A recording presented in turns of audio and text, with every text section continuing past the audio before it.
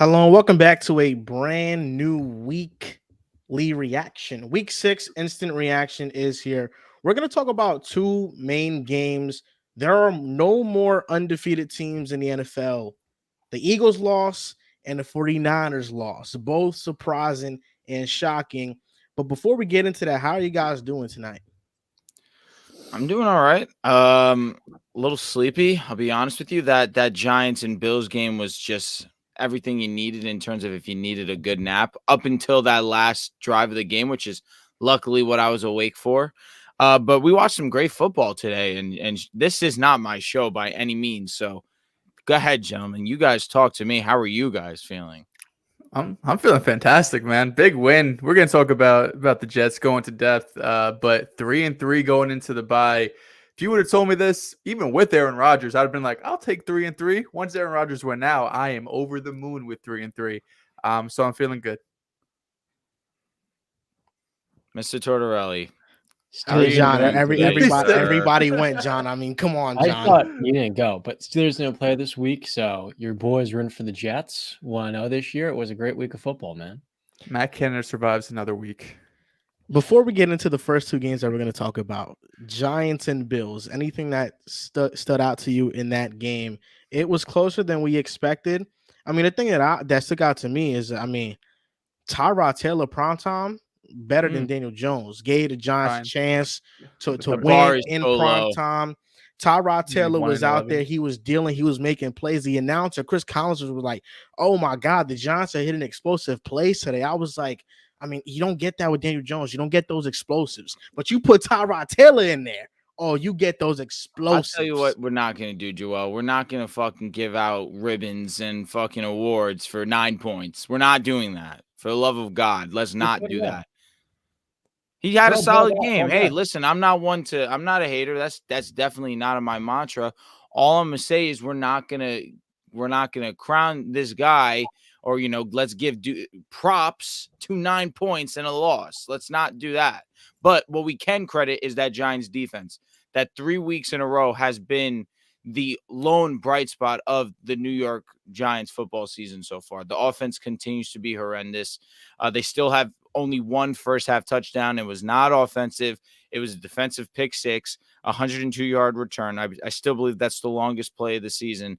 This defense has been great. Okereke and McFadden have done a good job in the middle linebacking crew.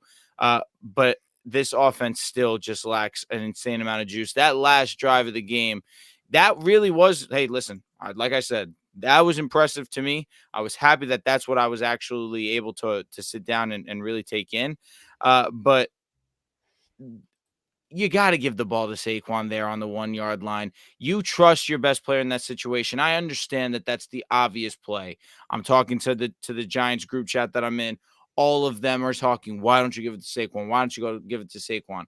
So if the casual watcher's thinking Saquon's getting the ball, then of course McDermott is planning for Saquon to get the rock also. Play action, not a bad design, but give it to the best player in that situation, in my opinion. But other than that, shout out to the Giants defense who continues to play solid football over these last 3 weeks. Yeah, don't have a ton of takeaways from the Giants side of things. They're not a good football team right now. Tyrod Taylor, Daniel Jones, it doesn't matter. This offense is not good. Saquon Barkley was obviously not 100%, and outside of a couple of runs, especially in that first half, they weren't able to do anything. I mean, there was at one point he had 12 rushes for 12 yards, was able to rip off a couple in that third and fourth quarter. So his, end of game stats looked a little bit better, but overall he wasn't himself. In terms of the Giants, like end of each half, right? The first half seemed like it was miscommunication where Brian Daboll was basically saying it should have been a pass. Like they have an option every play to check to a run, but this should have been a pass. Tyrod has to know that. He's a vet. He's been in this league, 10 years maybe? That's a rookie mistake to make. And then at the end of regulation where they got a break at the second to last play, they get pass interference, ball at the 1 yard line. You have that one chance. I don't hate the play to Darren Waller. There was also a hold that probably should have been called. There was a pretty clear tug on the jersey, but listen, Darren Waller, he's your red zone target. You traded to get this guy 6'6", athletic, should be able to go up and make a one-on-one play. And it's probably in the back of your mind that last time you gave the ball to Saquon at the 1 yard line, he got stuffed. So I don't hate that play call from Daboll. From Buffalo, these first 6 weeks are kind of just like a microcosm of what the Bills are. Week 1, just an ugly loss in division to the Jets, a team that going into that game with Aaron Rodgers, there was all this hype. Now Aaron Rodgers goes down. You should win that game. They lose. But then back-to-back big wins over bad teams like the Raiders and Commanders. Then going into Miami, they finally have that statement win, almost like the Chiefs from a couple of seasons ago. We're like, okay, Buffalo's here. Then they lose to the Jaguars in London, and now they beat the Giants. Congratulations, but this was an ugly, ugly win. 14-9, 14 points, and this was a game to the last second with Tyrod Taylor. The Buffalo Bills, I believe I had them top 5 in my power rankings, but this is going to be one of those times where a team's going to win and they might drop because I did not like what I saw from Buffalo. What do you got to say, John? You got something to add on? Like Dehls, this was a really boring game to watch. From the Giants side of things, I felt like Tyrod Taylor brought them some real offense hanging out to the numbers, but it was a very slow game up until the fourth quarter. And for the Bills, their offense has been pretty inconsistent this year. Prayers up to Damian Harris, what goes down in this game. But I felt like it was more so the New York Giants defense stepping up. They didn't get any sacks today, but I mean, they're able to neutralize that Bills offense as well as any team has for what it's worth. I'm over the moon right now because 2 teams lost, the 49ers and Eagles. I don't really care too much about the 49ers. I really don't in terms of them losing. I really don't. I don't. The Eagles, though. Oh, my goodness. And listen, this is not going to be a very long show. So if you guys have something you guys want to add on to the show, a super chat, we're going to read those at the end. This is going to be a very interactive show with the fans right here. The Eagles losing this game.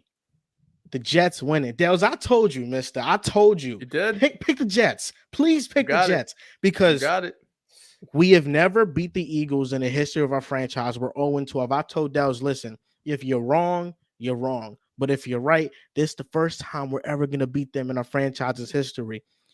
It's all about our defense. This is the same defense that limited Josh Allen, limited Patrick Mahomes. Jalen Hurts didn't look good in the second half. The Eagles' drives were punt, interception, missed field goal, interception, turnover on downs. We held the Eagles to 80 rushing yards, but most of that was from Jalen Hurts because DeAndre Swift had 10 carries for 18 yards. Gainwell had 13 yards. Boston Scott had 2 yards. It's kind of crazy how once Swift faces some good defensive lines, he looks below average. He can't get by all rushing lanes. He cannot. And, I mean, to not have Sauce in this game, to not have DJ Reed, you got our corner stepping up, Michael Carter. You have Bryce Hall stepping up, who before we got this influx of cornerback talent, he was actually a good starter for us. Bryce Huff is a superstar, and this game was the primary reason of why you need an elite pass rush because Jalen Hurts was pressured on 42% of his dropbacks. Historically, in Hurts' career in the NFL, he is 3-7 in 10 starts when he's pressured at least 40% of the time on his dropbacks. Quentin Williams did his thing. Bryce Huff did his thing. Jermaine Johnson is playing at a great level. John Franklin Myers, he's always a good player. All these turnovers from Jalen Hurts, man. You know, I'm looking at it. 7 touchdowns, 7 interceptions on the year. Son's got to give. I think so far this season, I've seen one great game from him. I've seen one absolutely great game, start to finish. He's been fantastic. He's going up against tougher defenses, and he doesn't look like his last year MVP self. And the Jets, oh yeah, we shut him down. And the Jets at 3-3. We can make the playoffs. We're in the hunt for the playoffs, baby. Zach Wilson, if he continues to play like this, don't make mistakes, take care of the ball, just play average, let our playmakers shine. We can make the playoffs 100%. Our defense is that elite. And oh my God, if Aaron Rodgers comes back, which can happen, I'm gonna say what I'm gonna say for that time. If he comes back, it's scary. He doesn't even want to get it out there. He doesn't even put that in the universe. If he comes back, it's scary that. Hours.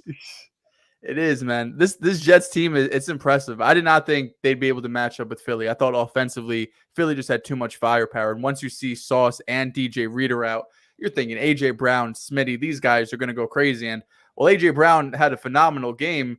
All in all, you got to be happy with how the defense fared, right? I mean, not only did we missing those 2 corners, like Michael Carter was out for a portion of this game. Joe Tippmann goes down. Garrett Wilson goes down. Between this and that Buffalo game week 1, I mean, I think these are probably the 2 best games I've ever seen Robert Saleh coach from game plan to execution to just keeping, morale up, going back to week 1 when Rodgers goes down and you're going into this Philly game where I'm a diehard Jets fan. I'm not even giving us a chance, right? So you hear all the noise outside of, you should not win this game. Philly just went to the Super Bowl. They should be able to, handle your defense, and you're not going to be able to score. Defensively, though, Josh Allen, week 1 touchdown, 3 interceptions. Patrick Mahomes, 1 touchdown, 2 interceptions. Jalen Hurts, 1 touchdown, 3 interceptions. Russell Wilson had 2 touchdowns, 2 fumbles, a 18 QBR. This defense just shuts down, man. This defense is really, really special. This was the defense we were talking about coming into the year, saying, assuming we had Aaron Rodgers, like, as long as Aaron Rodgers in this offense is mediocre, if it's top 18, this is going to be a team that will make the playoffs and will be really scary come playoff time, and they can make a run. Once Zach Wilson goes down, now you're expecting, okay, the offense might not be top 18, but as long as Zach Wilson's not playing like the worst quarterback we've ever seen, we'll have a chance. And right now, you got to give credit to Zach, because is he playing an NFL starter, mid starter level? Probably not, but he's playing backup level football. He's playing low end starter football, and that is 10 times, 100 times better than what we saw last season from Zach Wilson, where he was unplayable, where he got sat for Chris Streveler. So we make these jokes about Zach Wilson. He's the laughingstock, the biggest bust of all time. People are still in comments everywhere saying how bad of a quarterback he is. While he might not live up to that number 2 overall potential, what he's doing right now with the Jets defense playing the way it is and what the upcoming schedule looks like for the New York Jets, they have 2 games against Miami, 1 game against the Chargers. If they win 2 out of those 3 games, split with Miami and beat the Chargers, they are right there in the playoff hunt, because you got a lot of Atlantas and Houstons, and I don't know, there's a couple other games, Commanders, I don't know if I said them, but a lot of winnable games where these first 6 weeks, 4 of the weeks you're playing top 10 teams. Buffalo, Kansas City, Philly, we probably all had in the top 5 power rankings coming into this week. So the gauntlet of teams they went through for these first 6 weeks and managed to come out on the other side 3-3 is a huge victory. And to be without your 2-star corners and to still look as dominant as you guys did in the defensive side of the ball, God bless you. It's a testament to the depth of this defense. And Joel, you mentioned it very spot on. All offseason long, what we spoke about was, of course, you get Aaron Rodgers, that automatically moves the needle for you. But what was the bread and butter of this team was going to be the defense. And once Zach stepped in, if you wanted to continue to play winning football, you needed this defense to play at a top 3 level minimum. And Joel, you already mentioned the laundry list of quarterbacks. And shout out to Robert Saleh, playing with some confidence, talking some trash, and we embarrassed them. Okay, coach. Okay, coach. You're going to do the same to Tua. We'll see about that one. He moves different, especially against your New York Football Jets. But that being said, it's something about an energy shift, and when you have a coach that's believing what he's preaching, and the results show, it's something to get excited for. Listen, you guys know I'm not this Jets supporter, but I'll never hate on your guys' squad. And I've got to admit, I like what I'm seeing from Robert Saleh, and I love what he gets out of those guys on the defensive side of the ball, because on top of them being an unbelievable unit talent-wise, they know how to rally behind a guy, and they believe in what Saleh is preaching. They believe that they can go out there against any offense in the league, and it does not matter. They can shut shit down. Now, let me say this about the Philadelphia Eagles, since I'm sure we're barely going to touch on them. The first interception, we're talking about turnovers. That's the Mickey Mouse turnover of the day. And I say that because I saw you mention he could have had 4 INTs. He could have. That one got put. If you want to say that, then the Mark Andrews fumble got put on his resume for that interception also. I will say that last throw had me scratching my head. What the hell was he thinking? Now, I know Jalen has a solid arm. I know he has a ton of confidence. That window and staring it down was horrendous. That really was one of the worst plays I've seen from Jalen Hurts over the last 2 seasons. So I say that with the idea of this game looked wrapped. The Eagles were going to win it. They were going to run down the clock. Even that second to last drive, they were doing a good job of moving the chains. It was insane to me to see him make that boneheaded mistake. Shout out to Breece Hall. He's back. He is 100% back. That was great to see. Zach Wilson, understanding the assignment also. Garrett Wilson's open. I'm going to throw him the ball. I don't care if I'm staring him down. This needs to be how I move the ball down the field. It needs to be between these two guys, Breece Hall and Garrett Wilson. It was great to see Garrett Wilson come back and be healthy because, of course, the Jets have already gone through an insane amount of injuries that nobody wants to see. But you guys continue to show resiliency. And maybe this isn't a day that we talk about the Eagles being frauds, but more so talking about the praise that the Jets defense deserves. This is how they're going to win games this year. Like the moment Aaron Rodgers went down, they're going to have to play very similar to my Steelers. 3 things. You've got to win the turnover battle. Today, Zach is 0. Hurts has 4. And it's the exact same thing we saw versus the Bills. 2, you can't get killed in time of possession. Today was flat even because you're stopping the run. And I mean, DeAndre Swift is 18 yards. Zach Wilson, opposed to taking those poor decisions in past years, he's just taking off and running. And so we're seeing him simplify the game. I still like to see more than 186 passing yards because with no Darius Slay, this Eagles secondary is quite mid. It's an opportunity to get right. But in the end, if he's taking care of the football and Garrett Wilson's going off for 890 yards, that is exactly how they're going to win games this year. And as you point out, Dehls, the Jets' next 6 games, you look at a schedule of teams where a lot of them are up in the air. So you've got the Giants week, you get the bye week, week 7, the Giants week 8 when you come back, Chargers week 9 on Monday night, Raiders week 10, Buffalo week 11. You beat them. Now you're on the road. And week 12, you've got Miami. All of these games the Jets can win. The only tough games are what? Cleveland week 17 and Miami week 15. So this is a game that not only helps you guys get that mojo, but it changes your entire season. Going from what could have been 2-4 in the fourth quarter, if things don't work out your way, it's now 3-3, and you're right in the back of the thick of this wild card race, man. So I'm happy for you guys. All Zach Wilson does when he starts is win. Last year, it was 5-2 as a starter, I believe it was. Wow. And then the fan base turned against him, just maliciously. I mean, they didn't get this guy a break. The story of this game is the Jets defense.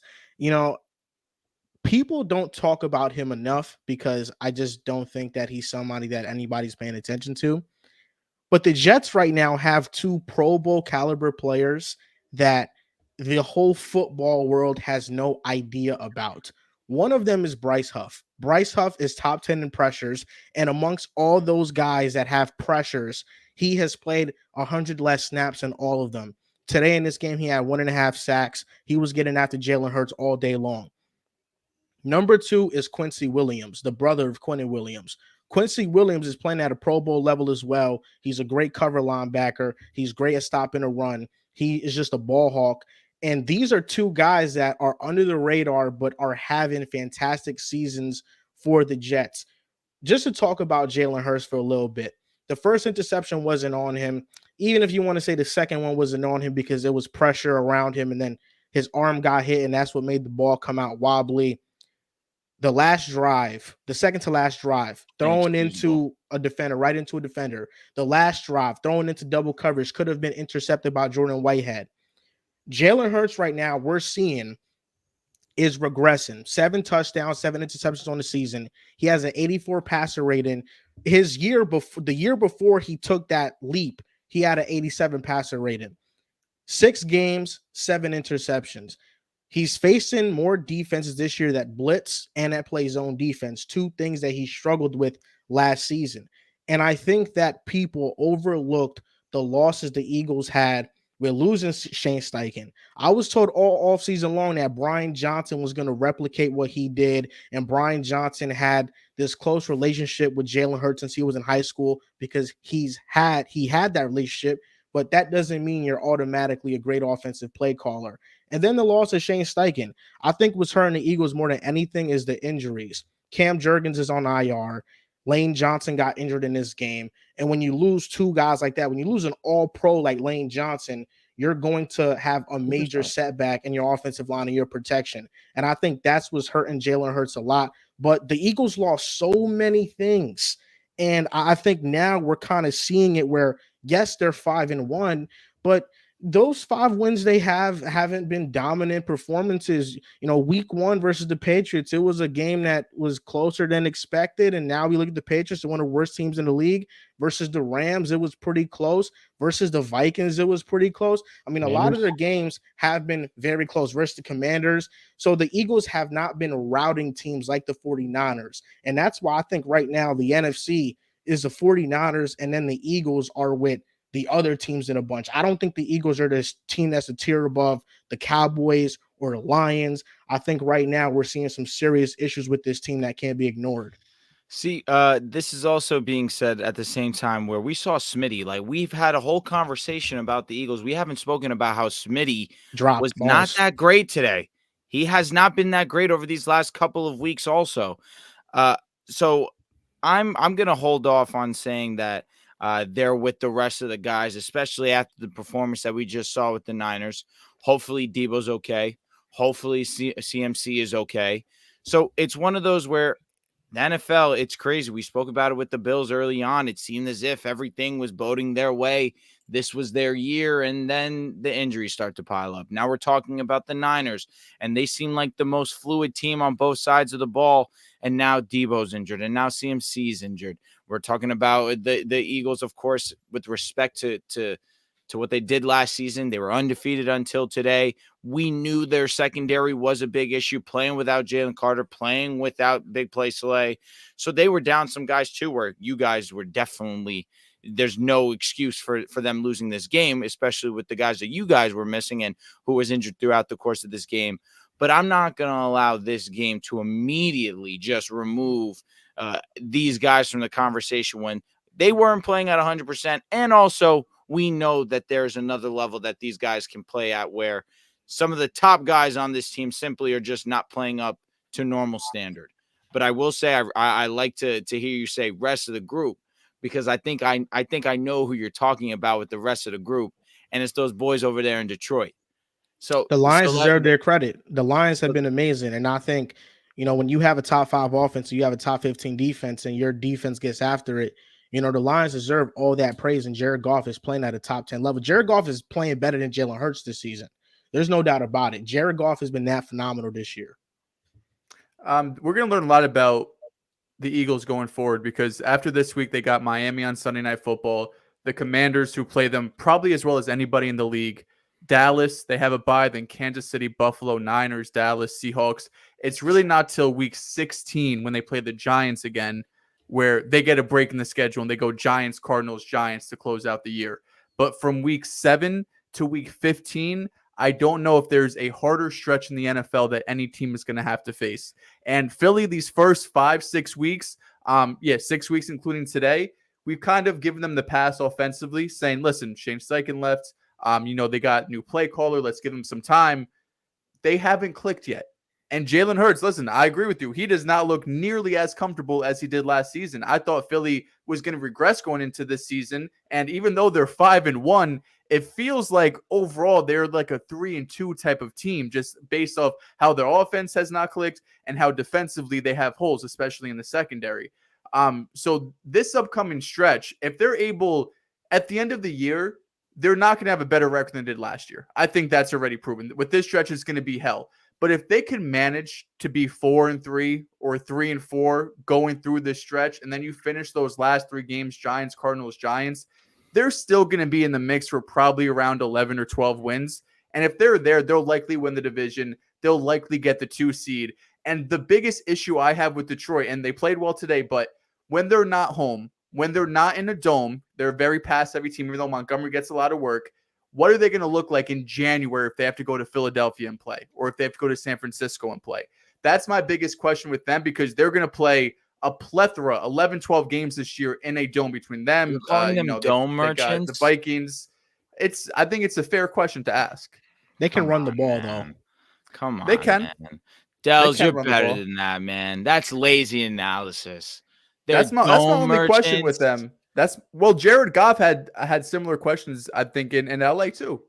Jared Goff still got questions. It's not he just does, yeah. He doesn't have the strongest arm. Like if it's a rainy day in Philadelphia in January, who would you rather have, Jalen Hurts or Jared Goff in that game? Give me Jalen Hurts in that offense. It's always Jalen. Yeah, regardless. But you know what I'm saying? If the weather's not to their advantage and they have to play outside, which they're not accustomed to, Jared Goff, Cali guy, played in LA, went to Cal. That's the only question I have around the Lions. And with the Eagles, I think we all know if Lane Johnson's healthy, he's played that high ankle sprain, a lot of their issues from today are going to be solved. Like, that's arguably the best right tackle in football. He's up there. And that was where so much of the pressure is coming from. And Hurts not used to that. And so last year, this was one of the healthiest teams in the league. Of the 14 games they won, 5 of them were playoff teams. This year, it's going to be a lot more difficult, and we know that. And that's where we want to see Hurts evolve in the second half of the year. Right now, we should have expected some of these struggles. The 49ers lost to the Browns 19-17. They also are not undefeated anymore. Brock Purdy MVP campaign was in full effect. You had guys on TV saying that he's a top 10, top 5 quarterback. Then he has this type of performance. You point to a couple things. You point to CMC and Debo going out in the second half. In the first half, Purdy was solid. Purdy has some great passes to Brandon Ayuk, and Brandon Ayuk just dropped it. There was one where, Purdy got blitzed and he just threw it up in the air for about 30, 40 yards to Ayuk, and Ayuk just did not haul it in. So I feel like there was some plays left out on the field, but these are one of the question marks that Brock Purdy has to answer. The 49ers are so often dominating teams that there is no pressure on him to come back and win a game for the Niners. I know that he gave them a chance with the last drive in the game. He did. But when he was down in total 3 for 8 for 42 yards, and the one pass in that final drive that set the Niners up in field goal range was a short pass to Ayuk, and Ayuk took it 20-plus yards to get into field goal territory. He looked more valuable to me on that play. I don't know about you guys. He looked more valuable on that play to me. But I'm looking at Brock Purdy. Listen, 2 things can be true. One of them is that he's playing well.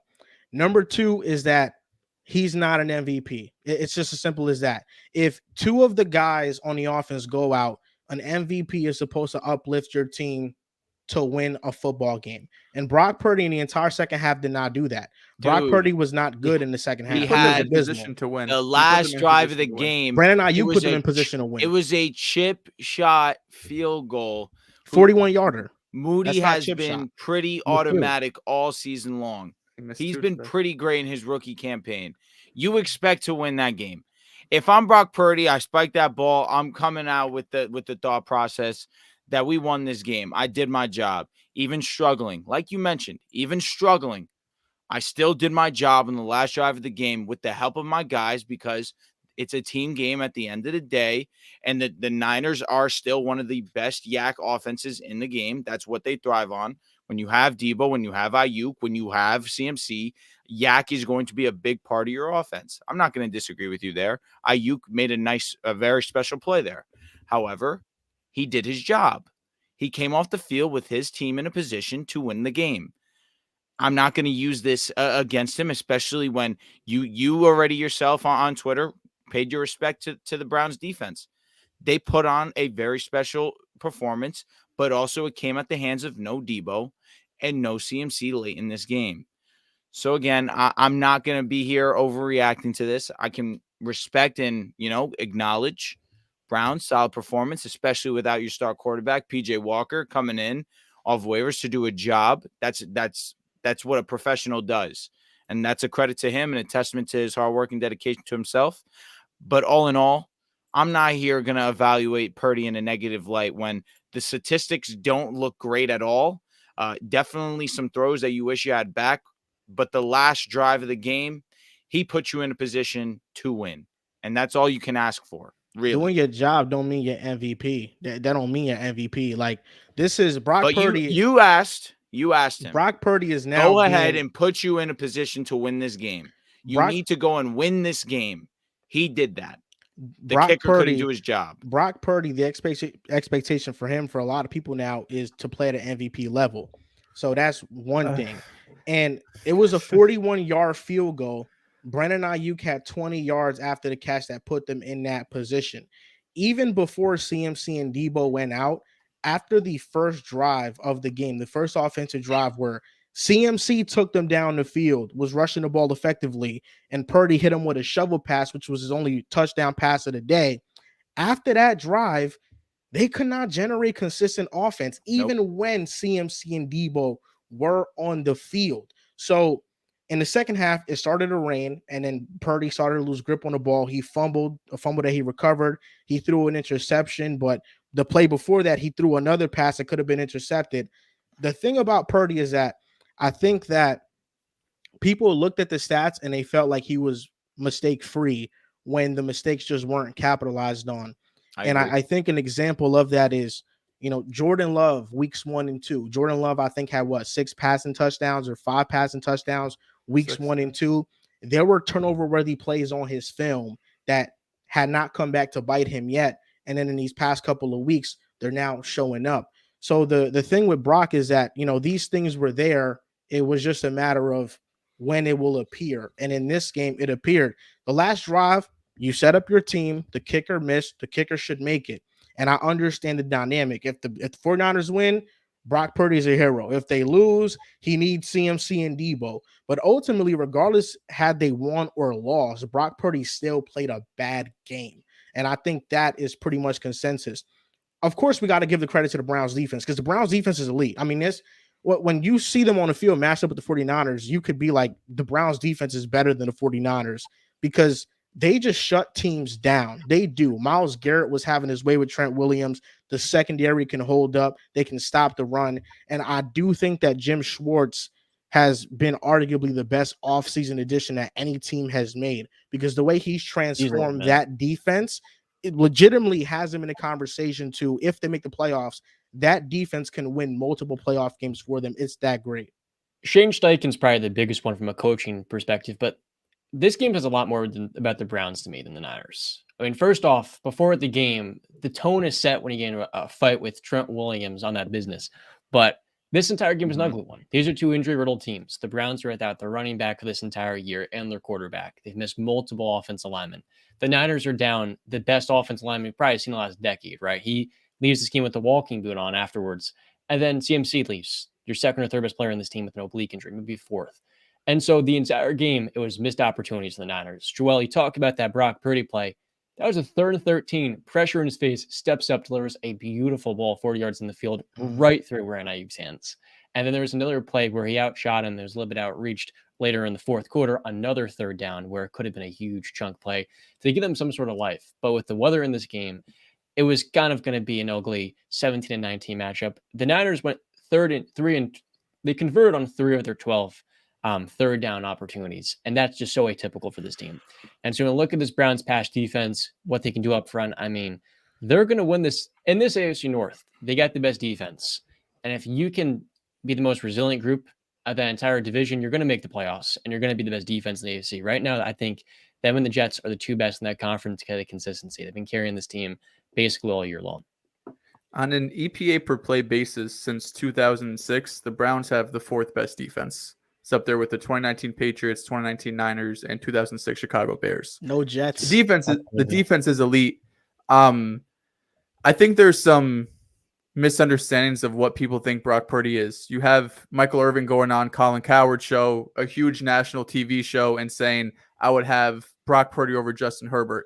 But I think 95, 99, at least I hope 100% of other people in the world say you're out of your mind for thinking that.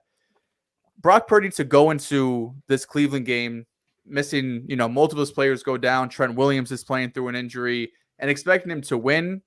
I don't think I would have put that on him. I like Brock Purdy. I think the numbers he put up, and since he was 5-0, should he be an MVP conversation? Absolutely. But I don't think if the 49ers are going to be missing Debo Samuel, Trent Williams played through it, but obviously wasn't himself, plus going up against Myles Garrett and Christian McCaffrey. Can Brock Purdy uplift this entire offense now with Jawan Jennings and Jordan Mason in the backfield? Probably not. That's just not the quarterback he is. He's built to, if everything around him, if all of the weapons are there and he has Kyle Shanahan, he's able to elevate that offense. But when he goes from having 4 elite weapons to really 2 elite weapons and your offensive lineman's banged up, then he becomes a different quarterback. On top of that, you're putting him in against one of the best defense, not the best defense in the NFL, on the road in a game that it's raining on and off throughout the game. I don't know if that's a fair assessment for me to completely change my tone on Brock Purdy. For sure. I still think he is what he is and he's not what he's not. Like, you're not going to get the insane magical highlight plays like Josh Allen, Justin Herbert do. but you're also not going to get as many boneheaded decisions and stupid sacks and stupid turnovers that we see from other quarterbacks, especially young quarterbacks. So Brock Purdy's still in that range where, is he a top 15 quarterback? Absolutely. But he's not going to be one of these guys who are just going to elevate an entire offense. The defense needs to show up every week. The players need to be healthy, and he needs to hit some throws. There was one throw he had to Christian McCaffrey in an option route that was wide open for a touchdown. If he would have hit CMC in stride, and he just missed it, that would have changed the game. And you're right, Joel. If he goes down and the kicker makes the field goal, this topic is different. It's Brock Purdy didn't play well, but if they match up again in the Super Bowl, or if he has to play Philly in the NFC Championship game, can he do enough to get to the Super Bowl? Now it's, Brock Purdy's out of the MVP discussion. Can you really trust him in big-time moments? Can Brock Purdy uplift this offense? I never really had those questions about Brock Purdy because I was not looking at him like an MVP top 5 Justin Herbert-like quarterback. Listen to what you just said, though. You lost 2 players, and you still got 2 elite ones. He has 4 all-pro level skill position players. There are dozens of NFL teams that just have maybe one of those guys, and there are other ones that don't. Like, even with CMC and Debo out, George Kittle is a top 4 tight end in football. He's an all-pro. Brandon Ayuk right now is playing at an all-pro level, but he's still a Pro Bowl level receiver. Like, these are better weapons than half the league, even with 2 players out. So I think it is also giving him a pass by saying, I'm expecting him to elevate the offense with 4 all pros, but once you numb it down to 2 all pros, I don't know if he could do that.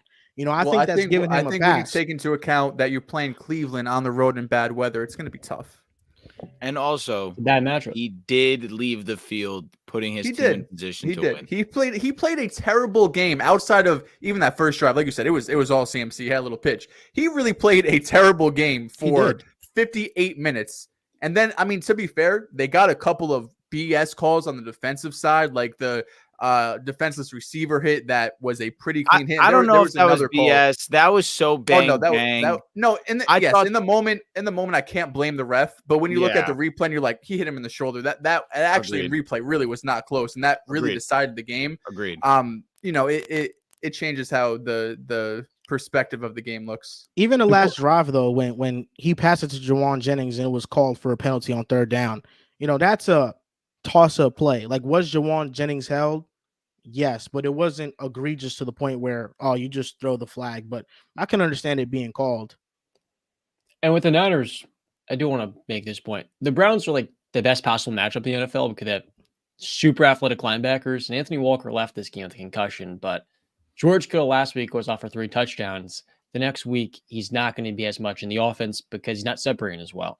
And so when the Niners go from 4 ways to win to 2, and Kittle's not playing well, then you're really just reliant on Brandon Ayuk. And there are a ton of missed opportunities there. So, yes, Brock Purdy is not going to lift this team successfully. Only got 1 elite weapon, but Dak Prescott's got an elite weapon. He hardly does that anyways, even in the regular season nowadays. So you can nitpick a lot of these really good quarterbacks. A lot of them are being paid $40 million. And so Brock, he's just Mark McCarthy, the Super Bowl winning head coach. Come on, he's not costing in. Just say it out loud, bro. He's not costing in. So he's not. Brock, as you pointed out last week, Brock's still a rookie too. This is 12th ever NFL game or 13th. He started 2 in the postseason. So if this was his worst game by far, and the Niners could have easily won this one, this team's gonna be just fine. But I think the bigger takeaway is CMC going to be good with the oblique injury long term because this is a team for the years which has been snake bitten again and again at the running back position by injuries. CMC was healthy last year. If he's not at least for the postseason this year, in the second half of the year, that could be a big problem for this team because he is the most valuable player of this offense, and that goes without being said. He's the best running back in football. It's week to week. So this time last week, I guess they played on Monday, but you get my point. We're coming off the 49ers putting up 40 on Dallas, Brock Purdy throwing 4 touchdowns, and we're saying there's no team close to the 49ers. Now they have a tough game against a tough opponent on the road, and now all of a sudden it's a complete 180. They live somewhere in between, right? Are they going to go up against Dallas and score 40 against everybody? Probably not. Are they going to look this bad again? Probably not, because Cleveland's defense is one of the best, if not the best in the league. It's not a 180. The 49ers are still the best team in the NFC, and I think that whether it's the Lions, it's the Cowboys, it's the Eagles, they would beat them in the playoffs right now. The question with Brock Purdy and John, you touched on the Dak thing, the Dak dynamic. We know what Dak is at this point, and because he's getting paid so much, they don't have the money to surround him with multiple all pros. Like, just imagine if the Cowboys still had an Amari Cooper on this team, who they let walk for really nothing.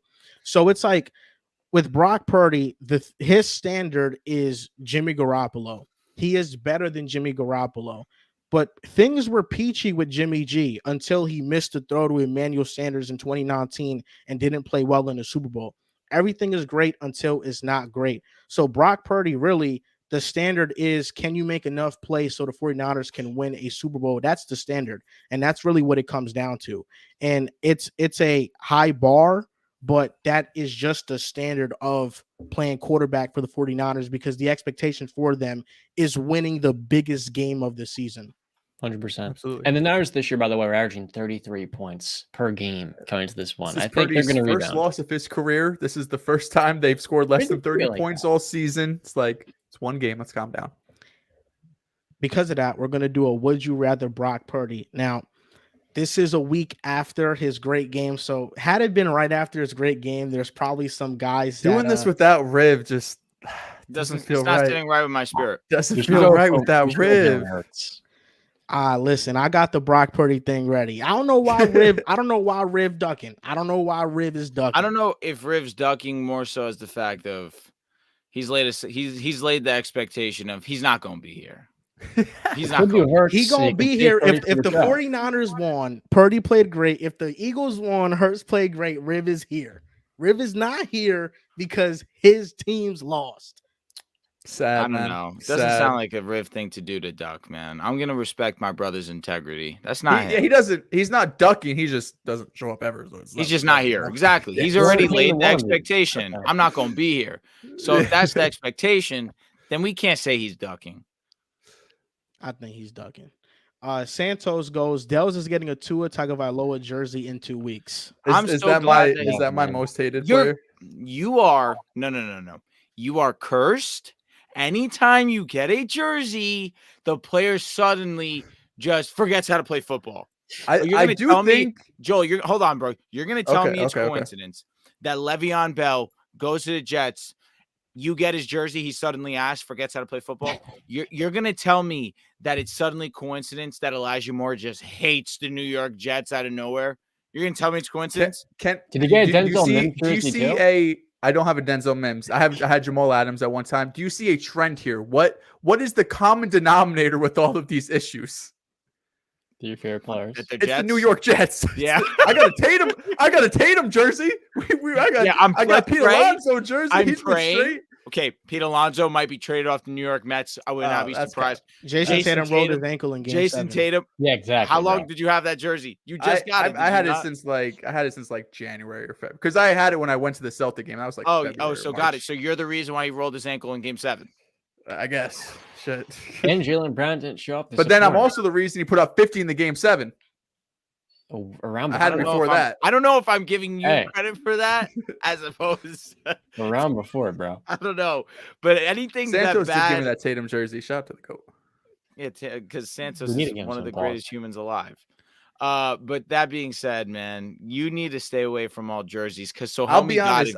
If Jalen Hurts sucks for the rest of the season, you have to burn it. It was the perfect time to get the Hurts jersey right before the Jets game. You son of a bitch. Perfect. Man. Just the 1 week bloop, and then he's back against Miami. Santos also went Jared Goff for MVP ? Shout out. Purdy's getting the love. Why Goff. not Goff? Shout out to Amon-Ra, Sun God, St. Brown. Shout out to J-Mo for getting his first touchdown of the season. Shout out to this run defense. Stop playing with him. Stop playing with him. Clears Auden Tate's punk ass. Stop it. Right now, he hasn't even reached his receiving yards for his career yet. Bro. Stop it. Jameson got what, like maybe 100 receiving yards now for his career?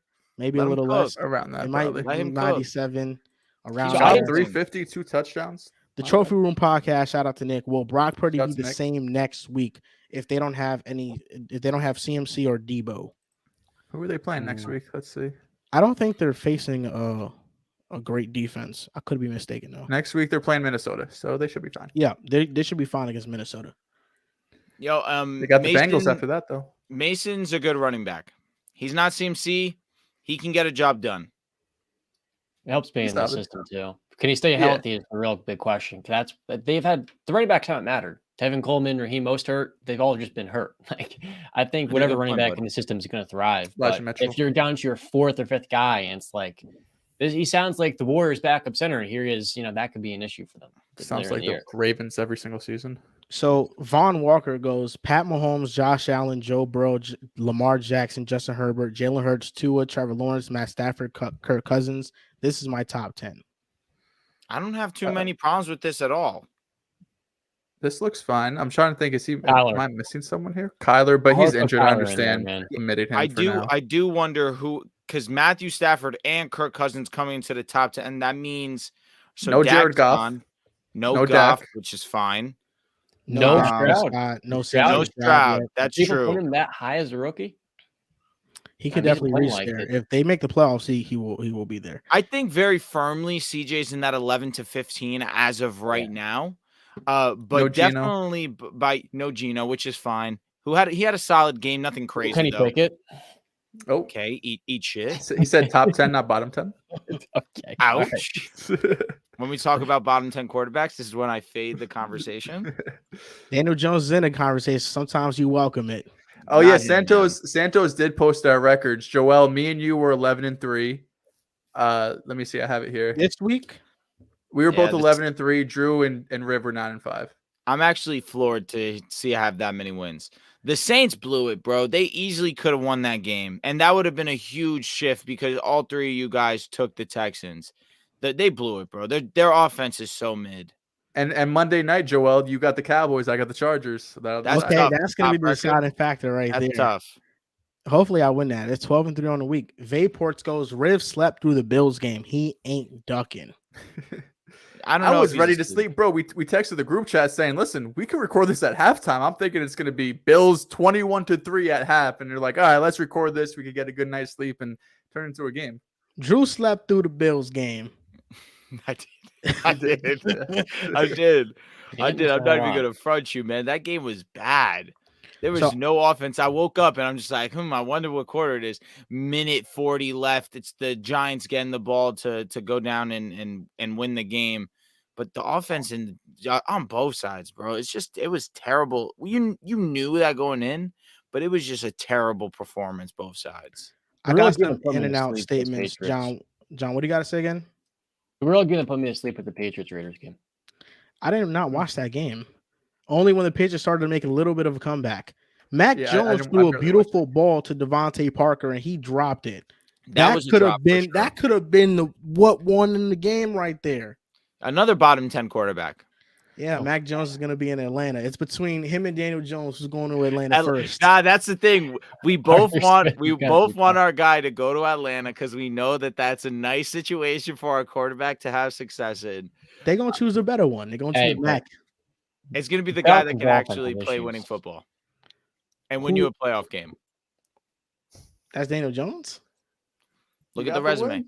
I guess so, man. I guess. What did Mac Jones do in his debut in the playoffs? Smoked. They faced the Bills, unfortunate. Yep, 38 points. Got it. They didn't face the Vikings defense. Oh, no, it's definitely an easier path to get Mac than Daniel. They didn't face a 13-win team? Interesting. 13-win team? The same team's won. You know it's Mickey Mouse. It is an easier path to get Mac Jones because Mac Jones is going to be heading into his fifth-year option. He's not getting paid much. Yep. He's in the AFC, not the NFC. With Daniel Jones, I mean, you're paying a guy $40 million to do what Tyrod Taylor. I'd rather just get Tyrod Taylor at that point, man. We seen Tyrod tonight. Yeah, he was. Let me be kind. Let's just do in and outs. Hey, you weren't seeing those throws he was hitting, dude. He was hitting some dots. No, I woke up and watched a good amount. Yeah, Evan Neal, he cooked him on his best play of the game too. Outside of the Cardinals game, Tyrod Taylor outperformed Daniel Jones in every other game he's played this year. 1 for 1. Yeah, I mean the bar's the bottom, so we're gonna do in and out statements. So in and out after week 6. First statement: Geno Smith was a 1-year wonder. I'm out on that statement. I still think that we've seen him play some really good football. This one was one that was definitely within reach. They had multiple opportunities driving down the field, getting to the red zone, just couldn't punch it in. The Bengals are a good defense. They have shown that in the past and this season. They definitely need to do a better job of executing. That starts with Geno. But again, we've seen him play at a high level this year. It's also unfortunate that he did have this knee injury going into the bye, was able to rest up. But let's not look at it as a one-year wonder when that Giants game is very, very skewed for his stats when he's had multiple 300-yard performances this season. I don't know if Geno is – I'm sorry, John. I don't know if Geno – we're going to get the same 30 touchdown from 2022, but he is still a top 15 pretty comfortable quarterback that can lead you to the playoffs. For sure. He's no one-hit wonder because they still got top 10 offense, and he didn't have his best game versus the Bengals. It's still one of the best coached defenses in the NFL. He's overcome young offensive line, and he'll be fine this year.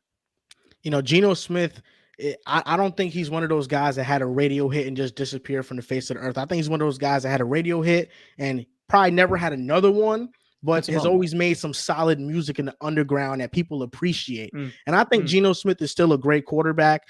Right now, his interception numbers are up on pace to outdo what he did last year, but Geno last year had a lot of turnover-worthy plays that weren't capitalized on.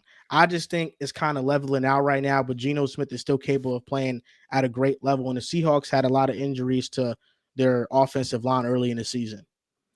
Next statement. The Lions should be taken seriously as a serious contender in the NFC. I want to say that I'm in on this statement because I believe in this offense. And this is really without Jahmyr Gibbs being incorporated into this offense at all and Demont getting injured. But you see how great Amon-Ra St. Brown is. You see how great Jared Goff has been playing. You see how dominant this rush defense has been. Aiden Hutchinson putting himself in the conversation for Defensive Player of the Year in year 2. The secondary is a group that still needs to get together. Brian Branch did not play in this game. They've definitely suffered some injuries in the secondary. But I still believe that this team is good enough to win multiple playoff games. I'm not ready to say that they're my favorite to come out of the NFC out of respect for the San Francisco 49ers. However, this is definitely a team that can win playoff games this season. Yeah, I'm in on it. They're a top 3 team in the NFC. They're a top 8 team in the NFL. The offense is clicking. The defense is vastly improved. The offensive line is one of the best in the NFL. Jared Goff is playing at a more than serviceable top 10 level. David Montgomery did get banged up in this game. They already have Jahmyr Gibbs, who's going to be missing some time. So if they're out both of those guys, now you're looking at Craig Reynolds. So definitely going to take a hit in the rush department because Montgomery was fantastic for them. But overall, you got to look at the NFC and saying it's the Niners and Eagles 1 and 2, Detroit 3. Then there's a gap for the rest of the teams. Hey, Dallas is there too. Dallas is there too. They've easily established themselves as a contender. And hey, Baker Mayfield missed some throws today, but this defense is what's going to take them to the next level because nobody's been able to run the football on them. They've got great coaching. They're explosive. That's going to be the third piece of the puzzle. I'm in. There's only one team in the NFC that can say they are flat out better than the Lions. That's the 49ers. The Cowboys aren't flat out better. The Eagles aren't flat out better. And then we're looking at a next tier of teams like the Seahawks, and who comes out the NFC South, we don't know. I think the Lions have placed themselves where you can argue them as the second best team in the NFC because the Eagles are too inconsistent. So are the Cowboys. The Lions have been more consistent than all those teams to start the year. Can't wait till they run that division for 3 years running, man. It's going to be beautiful. Should have drafted Anthony Richardson for that, man. Jared Goff, you just told me he's better than Jalen Hurts, bro. Pick a side. He's playing better. Pick a side, man. Jets can make the playoffs. They can make the playoffs. I'm in on that statement. Will they's a different question. But with this defense, they're going to be in every single game. Zach Wilson, if the offense is putting up 20 to 24 points, they're going to be in every game. If they've proven they could beat the Buffalo Bills, the Eagles, go down to the wire with the Kansas City Chiefs, I'm looking at the upcoming schedule. And like I said before, 2 games against the Dolphins, one game against the Chargers. That Buffalo game, I'm already assuming we're going to lose because we beat them week 1. If they can win 2 out of those 3 games, they'll be in great position to make the playoffs. I hate to say that I'm not going to use the word impossible because your defense is unbelievably elite, but teams that are below you, Cincinnati and the Chargers. Now, the Chargers are that one team that I think that people are kind of in between on. Cincinnati can get hot. Now, above you, I don't know how I feel about Texans in terms of confidence level. Indianapolis is another one. I don't feel confident about them. Cleveland's one of those that you have to respect, but those that are, and Buffalo's in front of you, that I think that's a lock playoff team that will get in over you guys. It's going to be tough sledding for it to happen just because there are some really good teams in your vicinity. But as of right now, I'm going to stick to my guns and I'm going to say out just because I think that I trust the progression of the Bengals throughout the season. I trust that the Bills will continue to play winning football. And I think the Browns are a playoff team as well. Look, there are a lot of teams in the AFC that can make the playoffs, but it comes down to is resilience. The Jets are now 2-2 versus playoff teams. They only got 5 left to play this year. What do all the quarterbacks they play have in common outside CJ Stroud week 14? They turn over the ball a lot. I think the Jets can definitely make the playoffs this year, but it's not going to be easy. I'm in on this statement. When you got a defense as elite as ours, you got our players coming back like Sauce and DJ Reed. We just beat the Eagles. We went toe-to-toe with the Chiefs. We beat the Bills. First game of the season. I'm looking at our remaining schedule. We got the Giants. We're going to whoop them. That's an easy game. The Chargers, toss up, but I got the Jets, baby. I got the Jets. Then we got the Raiders. I got the Jets. Versus the Bills, I give the respect to the Bills. Versus the Dolphins, if the Jets defense was able to neutralize Mahomes, Hurts, Josh Allen, I ain't scared of no Tua. We're talking about the MVP of the league. Let's be serious. I ain't scared of no Tua. Come on. Then we go and we face Atlanta at home. The Jets defense versus Desmond Ridder? Come on, let's be real. CJ Stroud next game. Respect to him. But listen, I think our team is better than the Texans. Then we got the Dolphins, Commanders, Browns, Patriots. This is a very easy, winnable schedule. And when you have a guy like Zach Wilson, who here it is, head-to-head has had a better QBR now than Jalen Hurts, Patrick Mahomes, Josh Allen, and Russell Wilson. Zach Wilson's doing some things, baby. Zach Wilson's not the head-to-head QBR. Football. Gotta love advanced stats, man. They could tell any story that you want to tell. That's hilarious. Eagles won't make it back to the Super Bowl. I'm out on this statement. I'm out. You know how I feel about Jalen Hurts. That man can do anything he wants to do. The 49ers should without a doubt be the favorites. But if I'm looking for that second team in the NFC, it's still Philadelphia to me. I'm still taking my guy Jalen. I know it's been a rough few weeks to start the season, but he is, my eyes, just as good and can reach that level he was at last year. Yeah, at week 6, after their first loss, I'm not ready to say, like throw in the towel. I do think there's something to be said though with these injuries starting to pile up. Like this was the healthiest team of football. We saw it the Rams, the Chiefs, the Buccaneers in those years. That can add up, and it makes going a second playoff run all the more difficult. This team's got some holes and some coaches that, Shane Steichen's a brilliant offensive mind. It's like the Bills losing Brian Dable. Take some time, and that could be more than a year. Out of the 56 teams that have lost in the Super Bowl before the Eagles, only 8 of them went back to Super Bowl the very next year. That's a 14% chance the Eagles got, and they got a lot of things working against them. So I say they got less than a 1% chance to go back. They're frauds. What if we said? What if the question was okay? Frauds. They're not making it. They're not making it back to Super Bowl. They're not making it back. No, let's make it interesting. NFC Championship game. I don't care about that, Dehls. We talking about because the Super Bowl is like nobody does it except Tom Brady. They're not making it back. They're not making it back. As simple as that. I don't care. This was an. Are you going to victory lap that NFC Championship game? This was Super Bowl.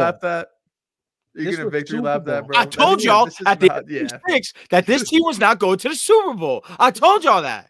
Every year I'm going to be adamant and telling you guys the Eagles ain't going to do nothing. They're not going to do nothing. They won't. You said that about a team in the NBA, and we saw. Not going to do nothing, so they're not making the playoffs. Talk to him, John. Who? Talk to him, the John. Miami Heat? It's possible. I'm not betting on it, but it's possible. You can't roll it out. John, Get that outta was here. cold-blooded to you. That was I think also about that was Damn, also that's luck. crazy. That was luck. The Eagles still was can. luck. That was luck. Listen, Eagles not going back. It's as simple as that. Nice, Last John. statement. The Browns have the NFL's best defense. All right, so who are the teams? Cleveland, San Francisco, New York, the Jets, definitely not the Giants. And what else are we missing? Honestly, I'm gonna say out. I think I lean with the Jets to go up against the cream of the crop. You guys already mentioned it. Josh, Mahomes, Jalen, Russ. I mean, he's not the cream of the crop at this point in his career, of course, but that's a Hall of Fame quarterback. For you guys to continue to dominate the way that you guys have in defensive front. Maybe didn't squeak out a win against the Chiefs, but still play at an elite level against these guys, the best of the best. I lean the Jets here, so I'm out on this statement. I'm out on it. Sorry, John. I'm out on this because I think they're top 3 defense. Agreed. I still got the 49ers at number 1. I do. I think they're still the best defense in football. I think this is the best pass defense in the NFL. I mean, for Brock Purdy to have 107 passing yards is something, because injuries or not, that's pretty darn tough. But I'm going to lean San Francisco because of the level of front 7 star power and just general depth. And the Jets got more depth too. So Browns are top 3, but I want to put them at 1. They're definitely top 3. I think each, like the Browns haven't really gone up against top competition. Of course, they played the 49ers, which top competition, sure. The Ravens and Bengals are the other standouts. But if you want to give the edge to the Jets because they have played Josh Allen, Mahomes, Jalen Hurts, that's fair. I still have some questions. Like, I don't think the Jets have the best rush defense. They've been pretty susceptible on the ground this season. Fair. Unless they face DeAndre Swift. They did wrap up DeAndre Swift pretty well, and they still have this. You say this. Let's not pretend like Swift still didn't get his. Let's still pretend like he didn't get his. What he get? He fumbled. A touchdown? He fumbled. Oh, so that just automatically takes away the touchdown? That's gone? Yes. Got it. Interesting. Yes. Turnover that's negates how touchdown. football plays. In my opinion, the Jets still have to they still have to figure out a way to come out more concise, because even in this game they went 19 plays. It was a Mickey Mouse touchdown, may I add, from Jalen Hurts. That was, don't know how that gets overturned. That's what do you insane. mean, bro? That was clear as day. He reached over a touchdown. I must be blind. Must have my glasses on. That is why you own a pair of glasses. But the Jets have a tendency, we saw this in literally every game this year, that first quarter, those first few drives, they come out flat and teams are able to move the ball on them and put up points and put the offense in a hole. So I think that's their biggest issue going forward. I agree. There's somebody that said this. Somebody said, that man Jalen 21-2. Anything is possible. Amen. He's 3-7 when he gets pressure over 40% of his dropbacks. You know those who's not 3-7? Literally from before Joe he Burrow. had AJ Brown. Joe Burrow's not 3-7 when he gets pressure on 40% who cares of his more, dropbacks. 3-7 his or entire 21 he got pressure more than 2? That. Still went Super Bowl, baby. 21. Who had a better Super Bowl? Who's Zinger. Playoffs? Yo, stop talking trash on that boy Jalen when it comes to Joe Burrow. 7 touchdowns, 7 interceptions. Playoff performance. Joe Burrow has been injured the entire year and is still playing better than Hurts. That's crazy. Eagles are 5-1. It's Joey B, baby. It's Joe Burrow. Yeah. 3-7. 3-7, Dehls. That was from when he was like a rookie, bro. No, bro, Joel, it's so easy when he just brings certain statements into this conversation. Mr. Joe Burrow, was he the most valuable player on the Bengals today? He was one of, yeah. Was he the most valuable? Yes. I don't think he had a great game. I said really? One of. He was the most valuable. Interesting. Because if he doesn't play and Jake Browning's in his place and they lose the game, 100%. Of course, it's a quarterback, duh. But if Brock Purdy gets replaced by Sam Darnold, I mean, they still lose to the Browns, so it doesn't change much. You think Sam Darnold marches down the field that last drive? If he passes to Ayuk and Ayuk gets 20 yards of yak, I think so, yeah. Hey, bro. Jamar Chase gets replaced with Allen Tate. 1 year that happened, the Bengals won 4 games. He's spitting. He is spitting right now. I don't know what to tell you, bro. This is John's breakout, man. This is getting me. I'm moved, John. The breakout pod. That's going to do it for week 6 instant reaction. Tomorrow night after the Cowboys-Chargers game, Drew and Dehls will be on live on Pick a Side Fantasy Reaction Show. And then Tuesday, we will record the full-length podcast. Riv, of course, will be on that one. And, we're going to get into them Eagles on that show. I saved a lot of my stuff for that show because Got a lot to say about the Philadelphia Eagles, man. He was 5-1, by the way. 5-1 for who? Who you talking about? The Eagles. 5-1. You have a lot to this say year? about 5-1. Yeah, because they're frauds, baby. They're not going back, and they better hope they don't face the Jets in the Super Bowl because we'll clamp them again. You can't. Your argument on Tuesday cannot be they're not going back to the Super Bowl because I'm not going to sit there and get in a heated debate. It's the Super Bowl. Two teams. That's a statement. That's a statement. That's not an argument. That's a statement. That's my statement. But it's a bad way to build an argument.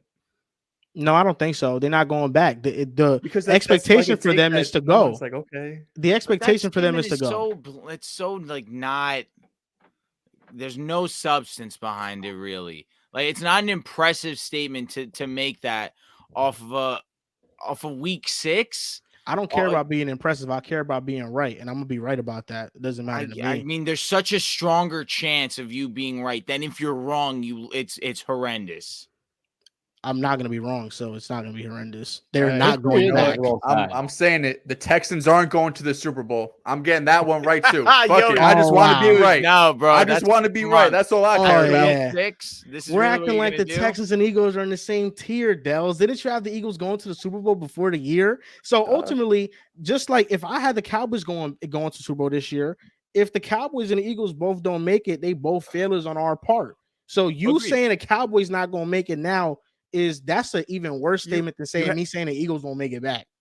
Yeah, I mean, you had the Cowboys as winning the division, best team in the NFC. They still can do that. They're only 3-2, and tomorrow they're gonna beat the Chargers and be 4-2, baby. And then the Eagles got that tough stretch of schedules, and Cowboys gonna come back. They're gonna run it up, and they're gonna be Cowboys first are gonna again. have to. Cowboys ain't going to Super Bowl. As long as if the Cowboys face the 49ers, they're cooked.